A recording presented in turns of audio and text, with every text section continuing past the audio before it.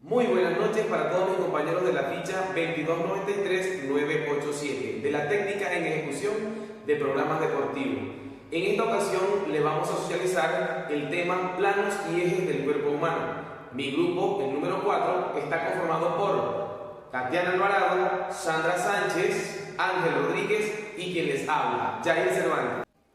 Yo voy a iniciar hablando sobre los planos del cuerpo humano. Los planos del cuerpo humano están divididos en 4 partes que son las siguientes: plano sagital o medial, plano frontal o coronal, plano transversal axial y plano parasagital. El plano sagital corta el cuerpo verticalmente en dirección anterior-posterior y divide el cuerpo en mitades de derecha e izquierda. Si ubicamos el cuerpo en esta dirección, el corte sería de forma vertical y tendríamos la parte derecha y la parte izquierda. El plano frontal o coronal, también conocido como plano lateral, atraviesa el cuerpo de un lado al otro dejando una parte adelante y la otra parte atrás. En esta ocasión la división no se haría de forma vertical sino de forma lateral en esta parte de aquí, y así dejaríamos un lado adelante y el otro en la parte de atrás. Este es el plano frontal. El plano transversal, también conocido como plano horizontal o axial, divide el cuerpo en la zona superior e inferior. Está en ángulo recto respecto al plano sagital. Este corte se haría en esta parte de acá para tener la zona superior y la zona inferior. Y por último, plano parasagital. Son planos verticales que atraviesan el cuerpo de forma paralela al plano medio. A continuación, lo dejo con mi compañero Ángel Rodríguez. Hoy les vengo a exponer o aclarar sobre los ejes corporales del cuerpo humano. Bueno, los ejes corporales del cuerpo humano son líneas imaginarias del cuerpo humano que atraviesan el cuerpo en 3 dimensiones del espacio, por lo que los 3 son perpendiculares entre sí. Estos ejes corporales se dividen en 3, que son el eje transversal, el eje longitudinal y el eje sagital. En primer lugar tenemos el eje transversal. Este es un eje corporal perpendicular a la dimensión mayor de un cuerpo o bien a la dirección habitual de movimiento de un vehículo. El eje está a la derecha tanto del eje longitudinal como del eje vertical. En segundo lugar tenemos el eje vertical o longitudinal. Es la línea imaginaria que atraviesa verticalmente nuestro cuerpo desde la cabeza hasta los pies. Y ya por último tenemos el eje sagital. Este es el eje que atraviesa nuestro tronco de adelante hacia atrás. Movimientos corporales.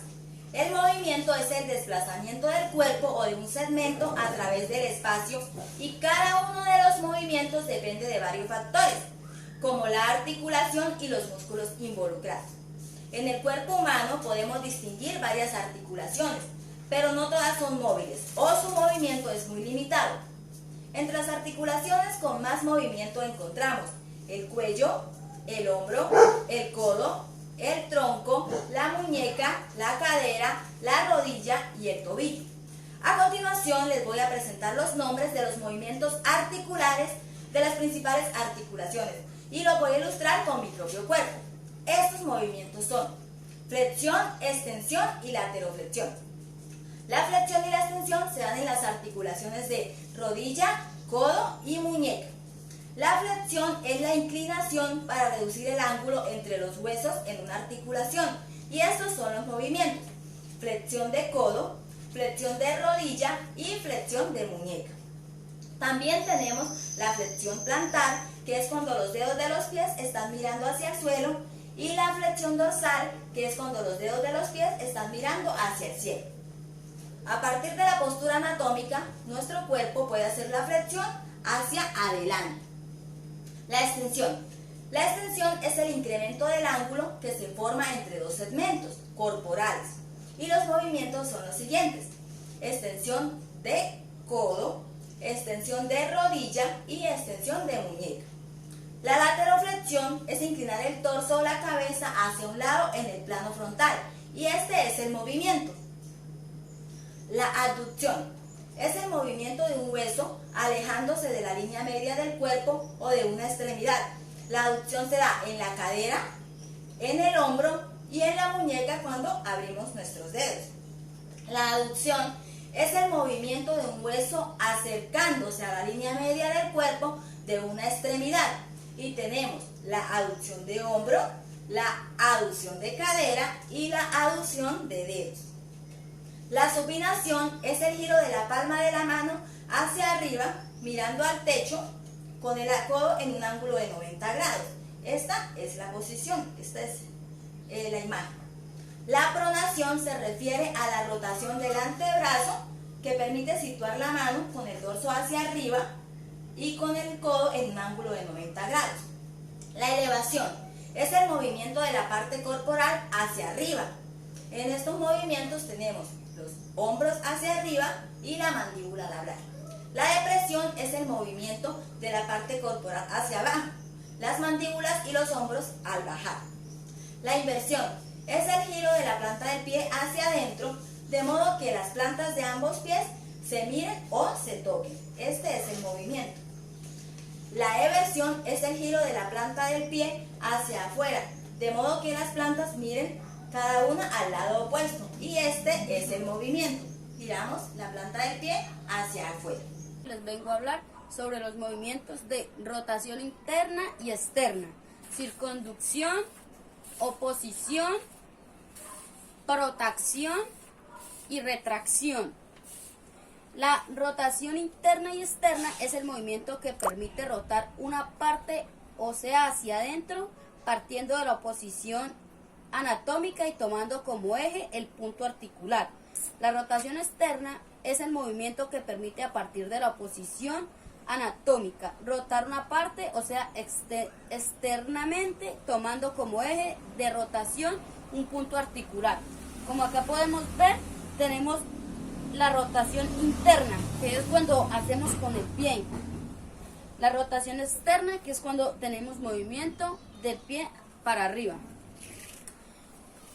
La circunducción se denomina un movimiento de circunducción al que realiza un segmento de forma que uno de sus extremos describe una circunferencia, tomando como punto de giro el otro extremo. Podemos diferenciarlo cuando observamos el segmento que describe un cono como vértice en la articulación proximal y su base circular en el extremo distal. Como podemos ver en la imagen, circunducción es cuando hacemos movimiento con la cabeza, cuando hacemos con los brazos, cuando podemos circular los brazos y cuando podemos circular el pie. Seguidamente tenemos la oposición, movimiento específico de la articulación del pulgar que permite tocar las yemas de los dedos de la misma mano.